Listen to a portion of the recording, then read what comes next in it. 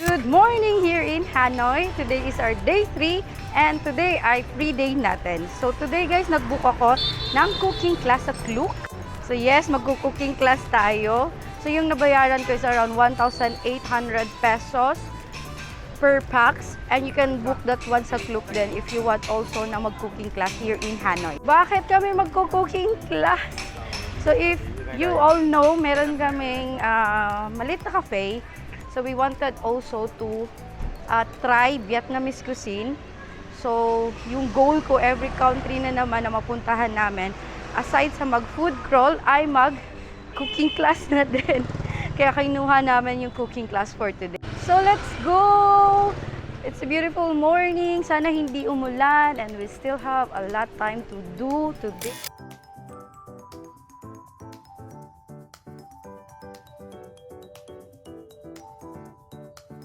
So while walking around, nakita namin to. Yan, gusto ko to. Ano? Nice. So yung fuse box na North Face guys, trip na trip ko talagang bumili nun. So ito, nagsistroll lang kami. And undecided pa ako na bumili nun. So naghahanap kami ng mura.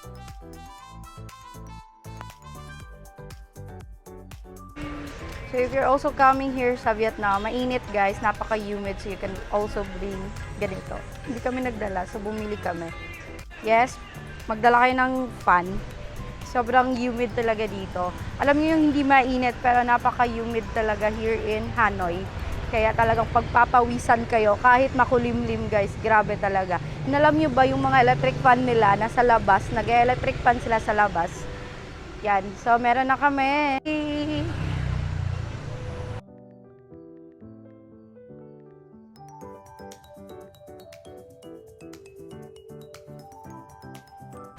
So we are here sa may Apron Cooking Up class. Ayan, yung neighborhood niya. Hindi naman kami nahihirapang maghanap.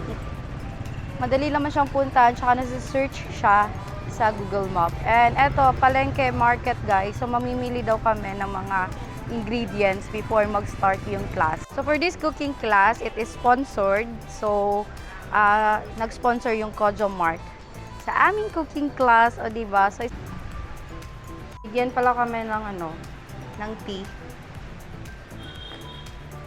Sarap ng tea nila. Ganito yung lagi kong naiinom every cafe and restaurant. Make today. So the first one, or you can say real pot noodles instead. Okay, so now we will go to that corner for grabbing some ingredients. So let's go. So we're starting off our class by buying some ingredients. Okay, so you guys can come closer. Noodle soup right away, right? But actually, so yeah, you can pho for pho. Yeah, and that one bún for bún chả. The one here, this one is bún. You can see the noodles is smaller but rounder. What does it smell like? Para magpanon. Baby flour. Came from fermentation process. Confirm again that we eat everything, right? Yeah. Yeah, no vegetarian. Okay, so you can see over here that we are buying some pork for making 2 dishes. To buying some ingredients, may mga trivia silang tinuturo, di ba? Ang dami naming nalaman sa pagpamamalengke pala. So if you hate some of these or you can't find it in your country, you can just replace it with something else that you like.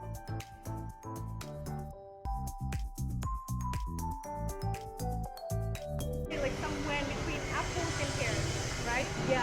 And after peeling, it's like making a mess here. So maybe I'm just gonna give you only one. Also,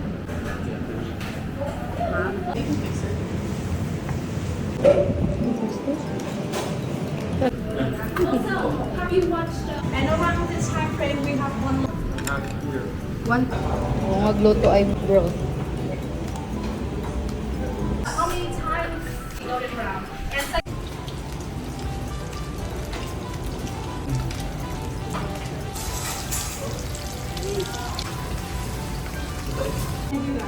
you call it like small.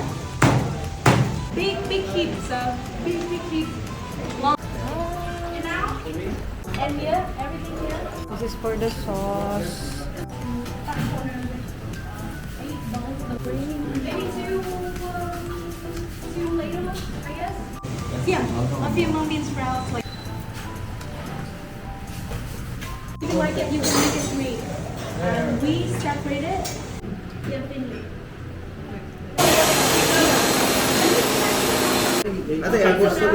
Rim. And then cut it. We shouldn't touch it because And it was a bit messy. too much.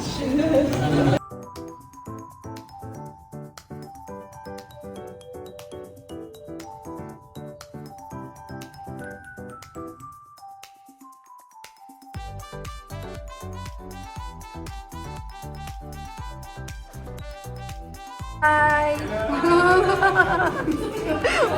Hi, Babu!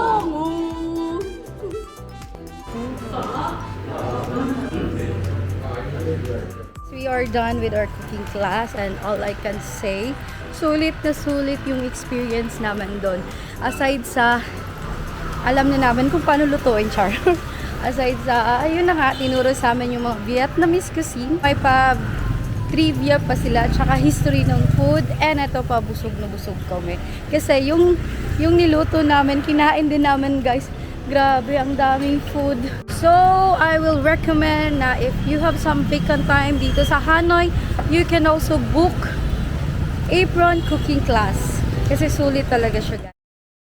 So, hey guys, it's 4 p.m. and we are back again. Yes.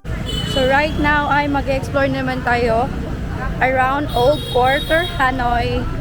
And 4 p.m. medyo ma-traffic na, magulo, and ang dami niyang mga sasakyan dito sa Old Quarter. Kaya hindi niyo ako maririnig. Charot. We will be going to Bancong Cafe and let's check kung anong meron doon. Kasi sikat na sikat siya and nire-recommend talaga ng mga vloggers and people na puntahan talaga yung Bancong. So malapit lang siya sa aming hotel, like it's around 5 minutes walk lang. So we will be going there and tingnan natin kung ano yung next na maisipan namin since open itinerary kami here in Hanoi.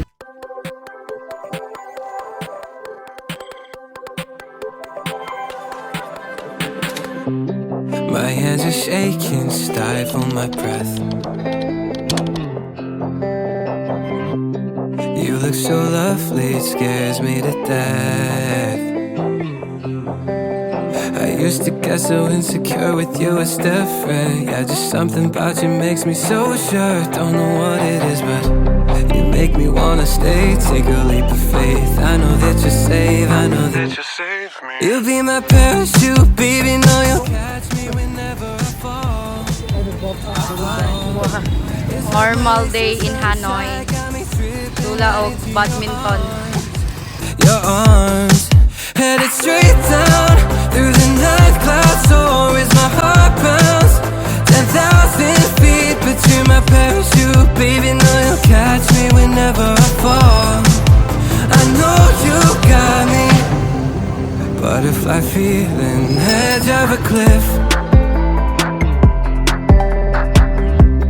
rush of adrenaline in your kiss. Tethered up together, we could go the distance. Yeah, this atmospheric pressure, something when you pull me in. You make me wanna stay. Take a leap of faith. I know that you're safe. I know. Right now, dito kami sa Cong Cafe na malapit sa Kiem Lake.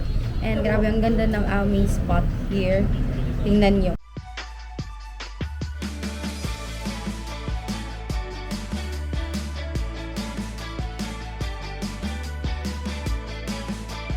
So I ordered coconut coffee and this one cost around 50k for a small coffee. This coconut coffee guys, kasi matapon yung kape dito sa Hanoi. Pero this one is good, hindi siya matapang. Tsaka first time kong makatikim ng coconut coffee. Surprisingly good yung lasa niya. Hindi siya ganun katapang yung kape nila.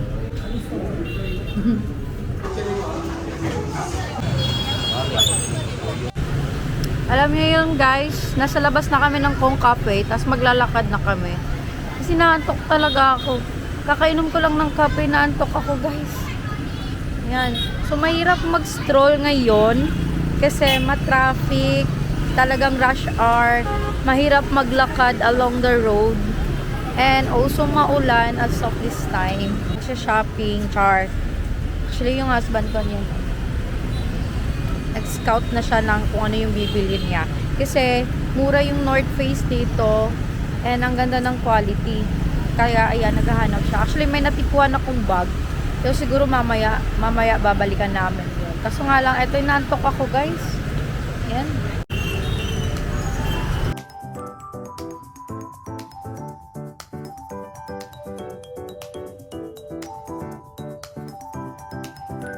So we are walking and strolling here around 𝐿𝐿𝐴 Lake guys. So ito na daanan namin. So if gusto mong mag-hop on, hop in, basta city tour bus, dito kayo kukuha.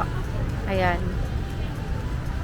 So gusto kong sumakay nun guys. However, hindi pa ngayon kasi maulan.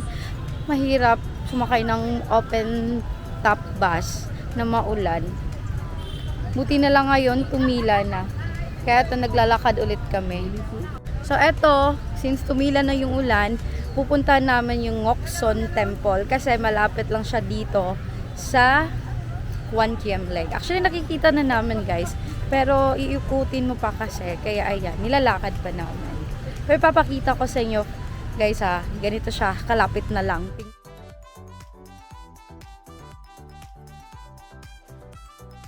And kami galing kanina. And now we are finally here. Ayan. Ngoc Son Temple. So may entrance fee pala siya guys. So ito, bibili muna kami ng ticket. And then, until 6 PM lang sila. Right now, it's 5:45 in the afternoon. So, may time pa. Ito. Thank you.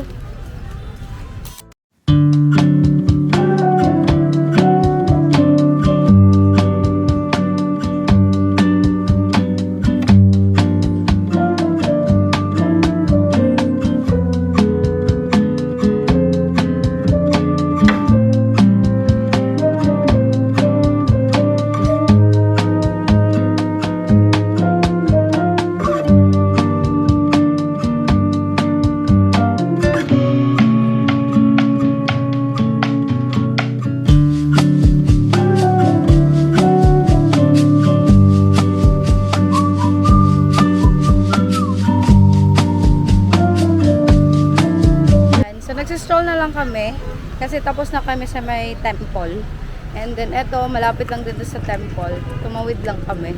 So eto, titingin lang kami kung ano yung pwedeng mabili kasi plan ko talagang bumili ng North Face na bag. Naghahanap lang kami kung saan mas mura yung fuse box na North Face. So may nadaanan kaming mga coffee, tea, candies dito sa Viet Aroma. Tama boy.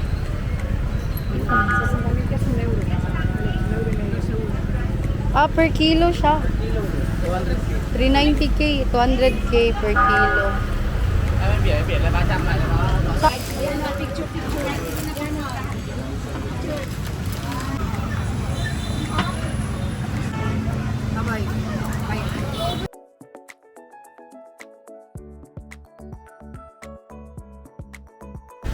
So, nakabila ko ng pasalubong, like it's 200 dong for 1 kilo ng mga mixed fruits and nuts. So yung lasa niya guys, kaya bumila ko ng 1 kilo, 200 dong yun. Meron pa pala dito, yung meron marami dito guys, tapat lang ng 𝐿𝐴 Lake. So nagdedepende kasi yung kilo niya sa kung anong klase ng chocolate yung aanuhin nyo, yung bibili nyo. Dito pala kami sa labas ng puppet show. Hindi kami manonood kasi hindi ko bet manood. So maraming nagbebenta ng per kilo na chocolates dito guys. So depende yung klase ng chocolate, depende yung presyo niya. So if you want to buy some pasalubong or kahit yung makakain nyo lang, you can also buy here. Let's continue to stroll here in 𝐿𝐴. Andun lang yung lake guys, oh. Mas maganda pala yung Ngoc Son Temple paggabi kasi yung red na bridge umiilaw.